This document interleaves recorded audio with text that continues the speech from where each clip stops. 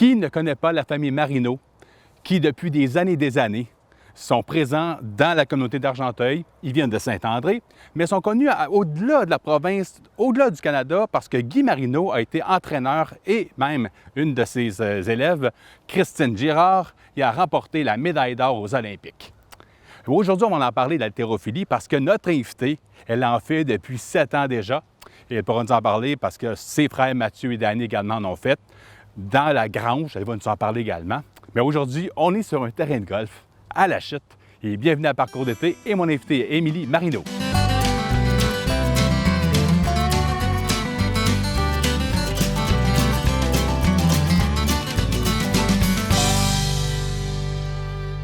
Bonjour Émilie, ça va bien? Oui, toi? Oui, ça va pas trop stressé. Là, on ne peut pas frapper des balles tout de suite. Il y a même des jets d'eau. Bien, pas trop stressé de frapper des balles de golf? Non. Non, bon, parfait. Parce que la majorité des, comme je disais tantôt avant l'enregistrement, des invités depuis les 4 premières saisons, souvent ils disent « Ah, bien, j'ai jamais joué au golf, je suis pas bon, etc. » Sache qu'ici, tu es là aujourd'hui parce qu'on va parler de ta jeune carrière, mais comme haltérophile, parce que c'est toujours un petit peu c'est impressionnant d'avoir une fille lever des poids, puis tantôt, Ouais. je demandais à l'intro, bien, c'est quoi, là, on va sauter une question à l'autre, là, ben, du coq à l'âne, mais là, ton plus grand, ton poids le plus élevé que tu as levé, c'est quoi? Eh bien, en fait, mon meilleur levé à l'épaule jetée, c'est 70 kilos. Donc, c'est 154 livres. Aïe, aïe! Puis à l'arraché, c'est 55 kilos. My God! Comment tu te travailles pour... C'est beaucoup mental, hein, l'haltérophilie. C'est physique, évidemment, Ouais, mais... c'est beaucoup de concentration, beaucoup de technique, de flexibilité. Mais tu sais, c'est sûr que la force, elle rentre en jeu quand même un peu, là. C'est sûr, évidemment. Ouais. Puis, dis-moi, fait que toi, comme à l'intro, je disais, bon, tu viens de Saint-André d'Argenteuil, Ouais. grandi, donc tu as comme 14 frères, pas frères, mais oncles et tantes. Parce que ton frère, il était 14, c'est ça, Guy? Oui, mon père était 14. Wow! Puis, vous êtes 3, Mathieu et Danny et toi? Ouais.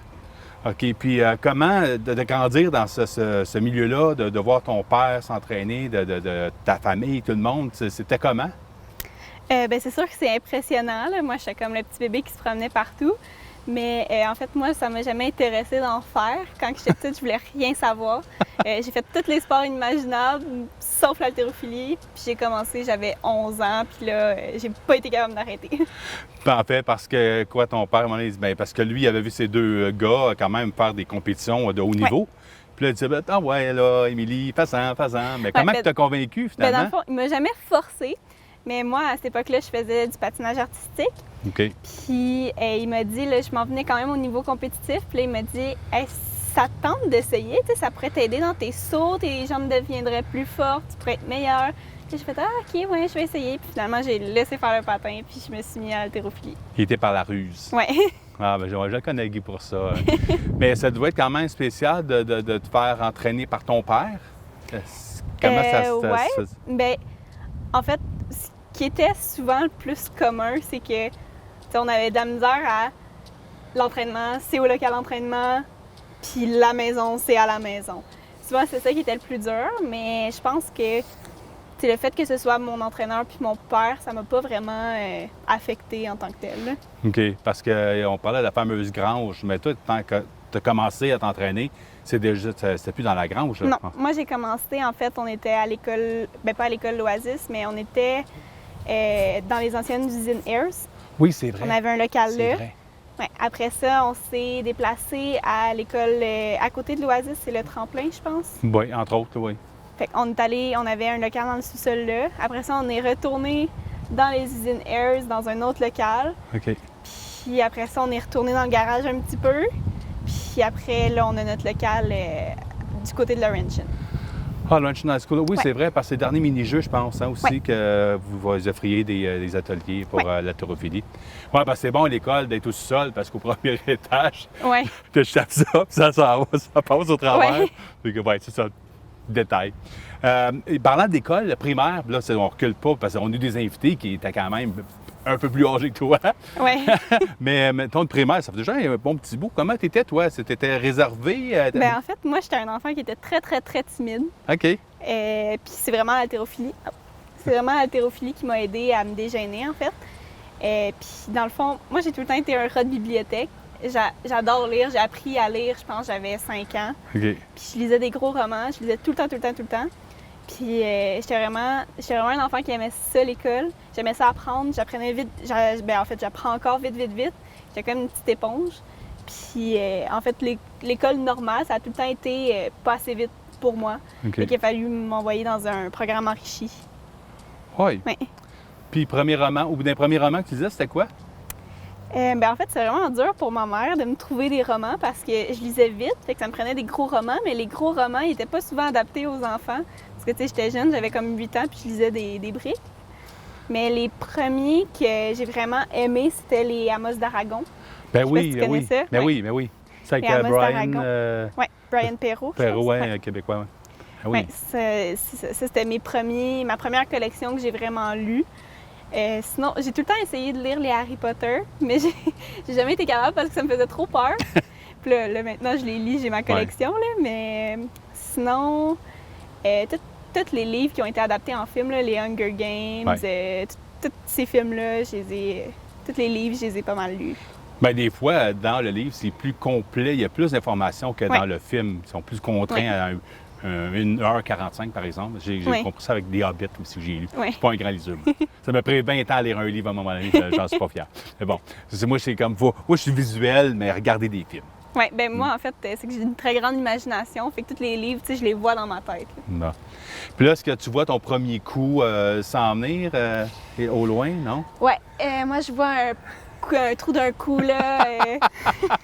Mais là, on doit encore un peu attendre, parce que vous voyez, il y a encore les jets.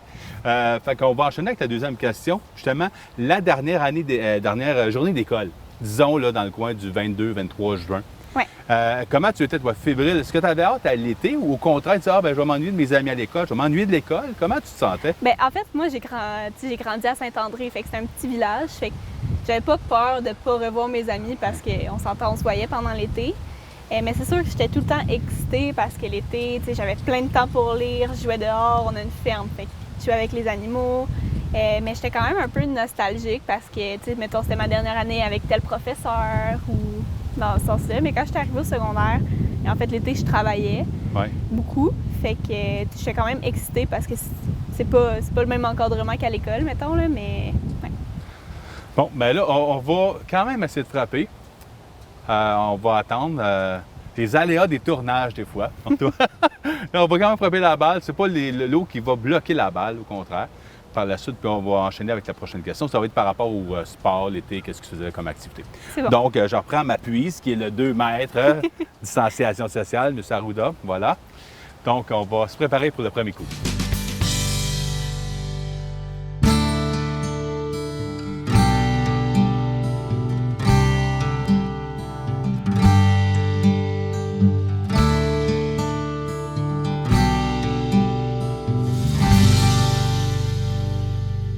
Alors, Émilie, je vais tenter de te montrer le chemin de ce trou numéro 17 du parcours 2.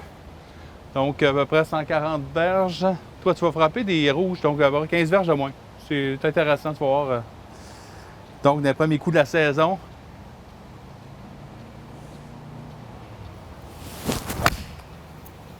Oh my God! OK.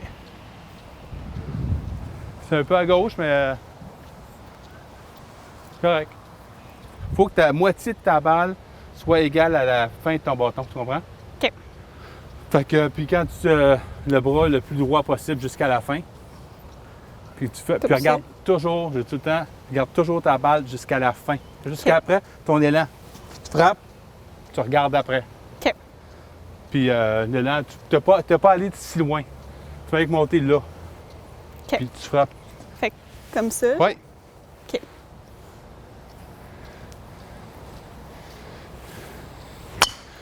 Et voilà.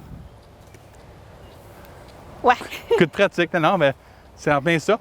Puis souvent, si tu te frappes à gauche, c'est parce que à ton bâton, peut-être qu'il était comme, remarquez ton bâton comme il était là, peut-être qu'il était fermé justement.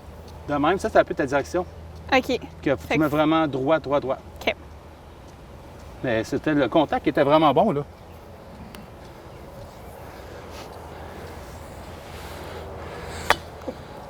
Puis là, tu as levé la tête. Pas grave.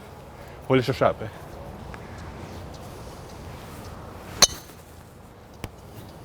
Contact à bon.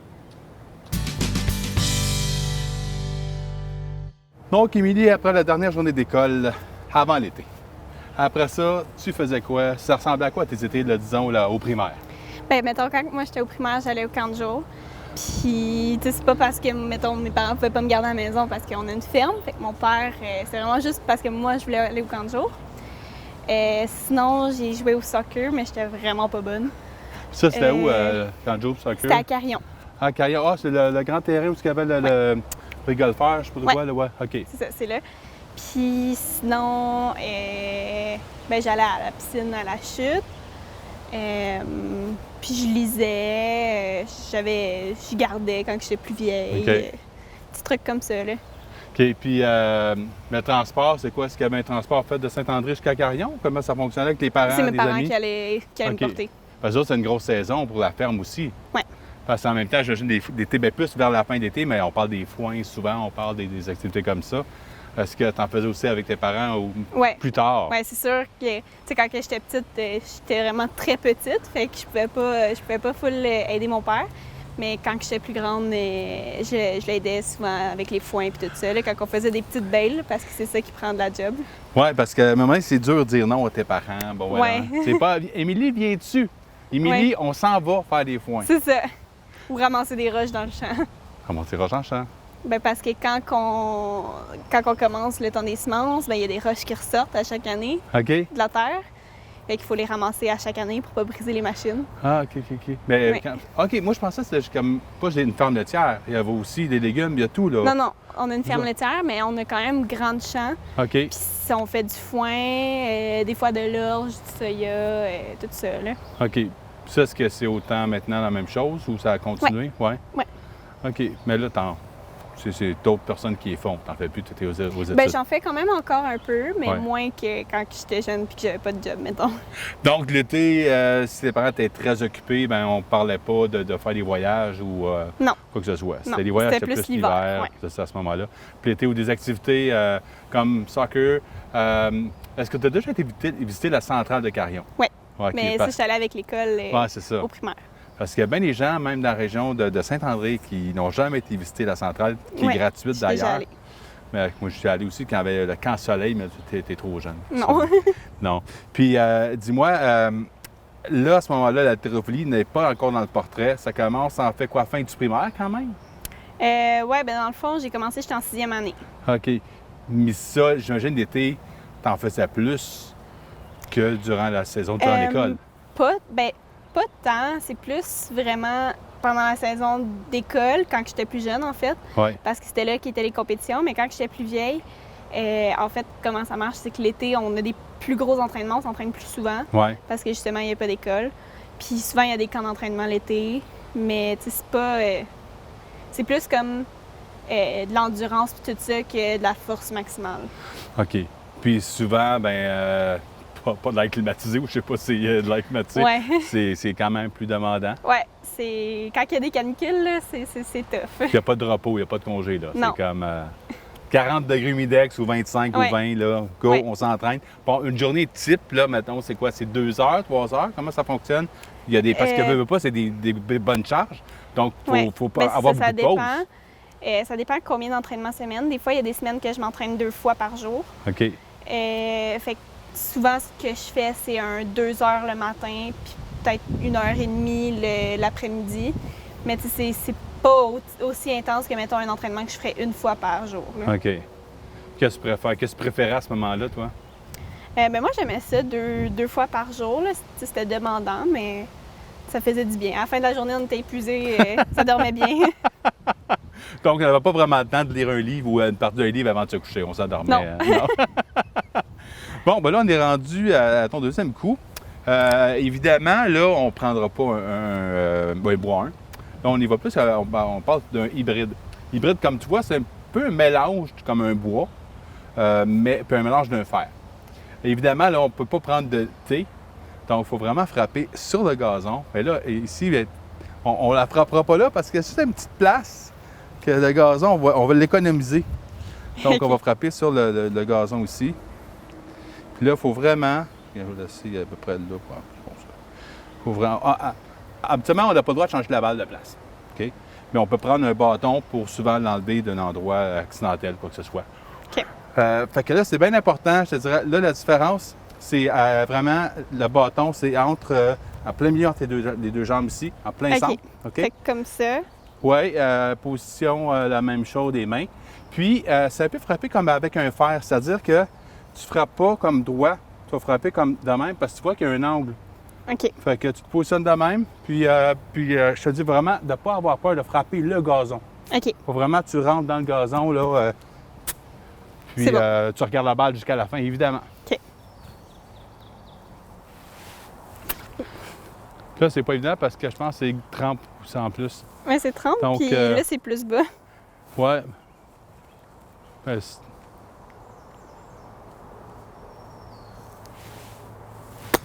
Et oui! C'est très bon. Parce qu'en plus, tu sais, tantôt, on voyait, il y avait des jets d'eau. Puis là, Oui. la balle, elle a comme arrêté. Sinon, ça aurait été plus sec. Ça avait été plus sec, ça aurait été plus loin encore. Mais le contact avec un hybride, c'est pas un bâton facile à frapper. Fait que, ben, beaucoup. Merci. Donc, Émilie, par la suite, bon, ben déjà, tu travaillais avec tes parents sur la ferme et tout. Mais à un moment donné, tu as dit, bon, ben là, je veux voler mes propres ailes, je veux trouver un emploi ailleurs. Et quel fut ce premier emploi? Ben, en fait, j'ai eu quelques petites jobines avant mon premier vrai emploi. Ben, des petites jobines comme quoi, par exemple? Ben, j'ai travaillé dans une ferme de légumes biologiques. OK. J'ai travaillé dans un poulailler. J'ai gardé des enfants. Mais sinon, mon premier vrai emploi d'été, c'est celui que j'ai en ce moment, en fait. Je suis lifeguard à la OK. piscine de la Chute. Puis, c'est ça, c'est vraiment un bel emploi, c'est vraiment une belle gang. Puis, des premières fois, ben là, en ce moment, t'es pas des premiers soins, mais des connaissances, ça, c'est ça. En fait, moi, j'ai l'équivalent de, je pense, 100 heures de formation juste de sauvetage.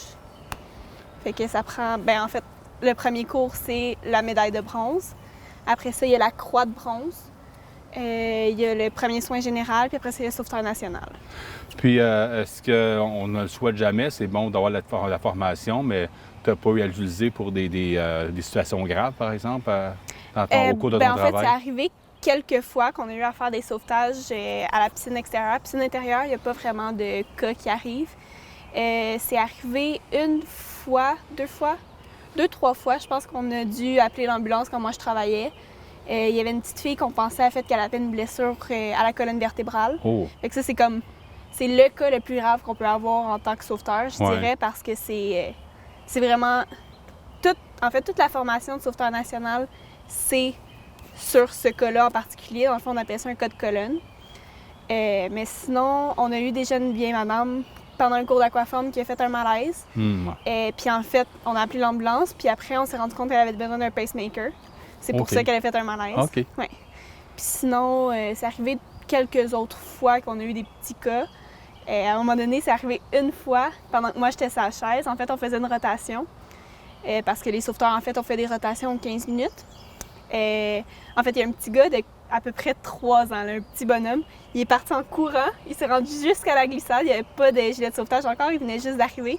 Puis il a glissé. Mais là, nous, on regardait ça. Puis on était comme, c'est sûr qu'il s'est pas nagé. Fait que là, tu sais, évidemment, il était en train de caler. Ah. Fait que là, il y a un de mes collègues qui a sauté, qui est allé le chercher. Mais Ah. il était vraiment chanceux qu'on était en train de faire une rotation parce qu'on était 2 à mon poste.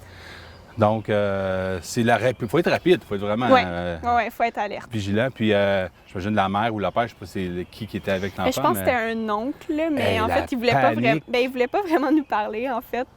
Non, je Je comprends. pense qu'il avait un petit peu honte. Puis, ouais. Puis, des anecdotes par rapport à ça, c'est que des choses drôles. Là. Je veux dire, là, on parle Ouais. par rapport aux premiers c'est des soins, cas là, mais graves. sinon, des choses drôles qui se sont passées. J'imagine que tu en as vu plusieurs. Ouais, ben c'est sûr. Tu sais, on est une gang quand même jeune. Fait qu'il nous arrive des trucs quand même assez drôles. Mais mettons, l'été passé, il y a quand même plu assez souvent. Puis à un moment donné, il s'est mis à mouiller. Là, on a fermé la piscine. Puis là, on voyait comme il commençait à venter. Puis ça avait l'air de s'enligner vers une grosse tempête. Fait que là, on s'est dit, ah, ben, tu sais, on devrait peut-être aller chercher les parasols parce qu'ils peuvent pas rester à la pluie, les parasols.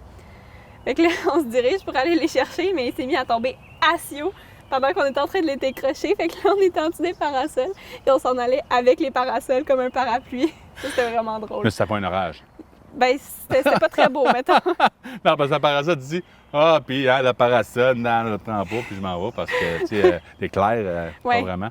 Mais c'est certain que quand il y a des orages, puis on a quand même on a eu quelques bonnes l'année Oui, passée il y a eu aussi. du verglas une couple de fois même. Oui, puis de la grêle, en tout cas, c'est vraiment toutes les différentes conditions climatiques. Ouais. Mais vous avez un protocole, j'imagine, qui fait que aussitôt qu'un premier coup de tonnerre, où on voit un éclair, Ouais. on arrête aussitôt tout, qu'il y a là. un coup de tonnerre, il faut que tout le monde sorte. S'il pleut trop fort puis que ça nous empêche de voir le fond de l'eau, il faut qu'on ferme la Ah, piscine. ben oui, l'eau brouillée pour un enfant, si jamais une Ouais. personne, évidemment. Ouais. Puis, par rapport justement à des conditions extrêmes, parce que souvent, on a vu, comme il fait très chaud, canicule, mais souvent, ben, l'humidité va monter, puis tu vas voir bien les gens dans la piscine, puis là, il y a un orage qui monte. Mais est-ce que vous y allez selon l'environnement au Canada ou de dire, bien là, des probabilités que ben, ça se peut qu'il y ait un gros orage dans une demi-heure, vous attendez. Oui, on reste, dans le fond, on va laisser la piscine ouverte tant qu'on n'entend pas de coup de tonnerre, qu'on voit pas d'éclair.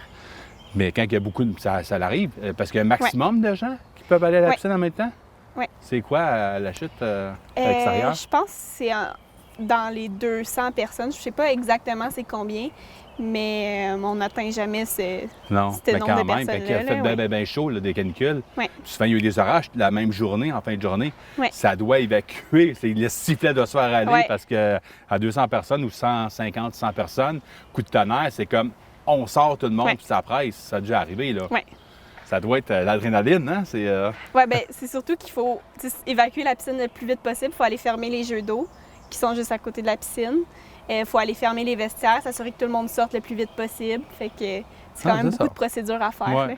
Ah ben là, cet été, on ne sait pas trop, mais bon. Oui.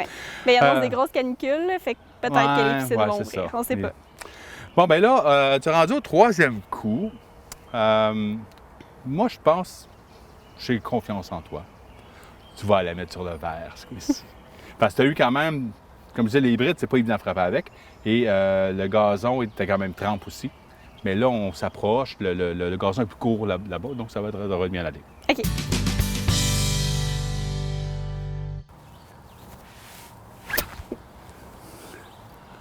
Puis tu n'es pas obligé de forcer, en fait, c'est Ouais. easy swing. Ça, Tu voulais faut, l'envoyer de l'autre bord, là. c'est difficile, pas forcer. Eh oui.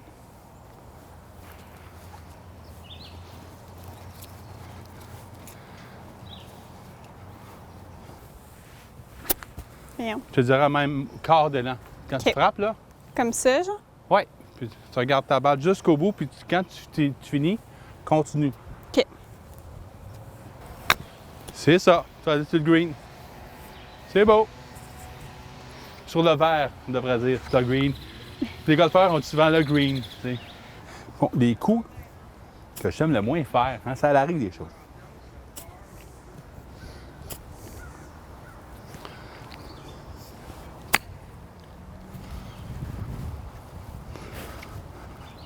Pas si pire.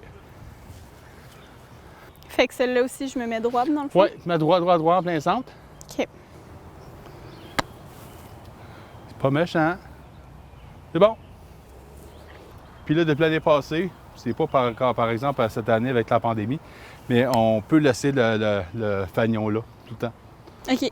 Fait que c'est pour ça qu'on allait avant, on l'enlevait. Que vraiment... Ah, ouais. C'était vraiment trop fort.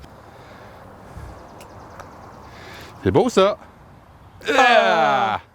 T'es très beau! OK, je te laisse... tu peux la prendre. Comme on appelle ça, en un autre terme, c'est un guémé. Bon, je sais même pas si c'est un terme français. On la laisse, ça, c'est entre joueurs de golf. Parce OK. que là, la normalité, tu l'as, là, tu sais.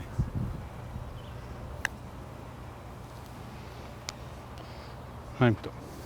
C'est ça qui est ça. Dis-moi, Émilie, pour tes projets à venir, qu'est-ce que ça vient pour toi au cours de la prochaine année? Je sais que là, on vit quelque chose de surréel. Évidemment, tous les sports, pratiquement toutes les activités ont été mises comme sur pause. L'haltérophilie n'a pas fait exception à ça. Puis ça a quand même des conséquences parce qu'il y a des délais. Comment ça a fonctionné de ton côté? Ben, en fait, moi, pour l'instant, je suis arrêtée OK. depuis septembre parce que je me suis blessée au poignet. Dans le fond, j'avais un kiss au poignet en mars. Puis, OK. en fait, là, je suis en train de récupérer un peu de ma blessure. Puis là, je faisais de la physio, mais avec la pandémie, ça s'est comme arrêté. Mais là, je vais recommencer dans pas très longtemps. Fait que pour l'instant, je me concentre surtout sur mes études parce qu'en ce moment, je suis en train de finir mon programme en sciences de la nature au Collège Lionel Groulx à Sainte-Thérèse. Puis l'année prochaine, je m'en vais en enseignement des sciences au secondaire à l'Université de Sherbrooke. OK. Oh! Ouais. On fait une distance, là. On Ouais, s'en ouais. va, OK. Fait que pour l'instant, c'est ça mes plans. Puis pour l'haltérophilie, on va voir comment mon poignet récupère. S'il récupère, tant mieux, je vais recommencer à faire de la compétition. Ouais. Mais sinon, c'est pas plus grave que ça. Je peux attendre encore un bon moment. OK. Puis, là, Sainte-Thérèse, je connais bien parce que je suis allé au cégep de Sainte-Thérèse. Ouais. Là, tu voyageais, j'imagine, ou tu restais là la semaine? En ou, fait, je suis restée 1 an et demi en résidence OK. la semaine. Puis là, pour ma dernière session, en fait, j'avais décidé de ne plus être en résidence parce que, en fait, j'étais un peu tannée de la colocation. En fait, j'ai eu de la misère avec plusieurs de mes colocs dans la dernière année. Fait que Ouais. moi et ma meilleure amie, en fait, on était ensemble. OK. Les deux, on a décidé de ne plus être en résidence. OK. Puis je le voyageais. En fait, j'avais moins de cours que les autres sessions. Fait que je le voyageais pour la dernière session. Puis là, avec la pandémie, de toute façon, Puis- j'étais là, tant mieux. Non, effectivement. Mais là, à Sherbrooke, on n'aura pas le choix d'être en appartement. à Sherbrooke, j'ai ou, un appartement. Ouais, mais c'est une belle ville. J'adore les gens de Sherbrooke aussi. C'est vraiment Ouais, une c'est place une ville vraiment agréable. étudiante. Tu as été visiter aussi, j'imagine. Ouais. Ouais, c'est vraiment une belle place. Est-ce que tu avais déjà eu des compétitions en haltérophilie à Sherbrooke? Oui, en fait, il y a un club à Sherbrooke. OK. Dans le fond, le coach, c'est Gilles Poirier. Puis son fils, en fait, c'est un de mes meilleurs amis Ah, en haltérophilie.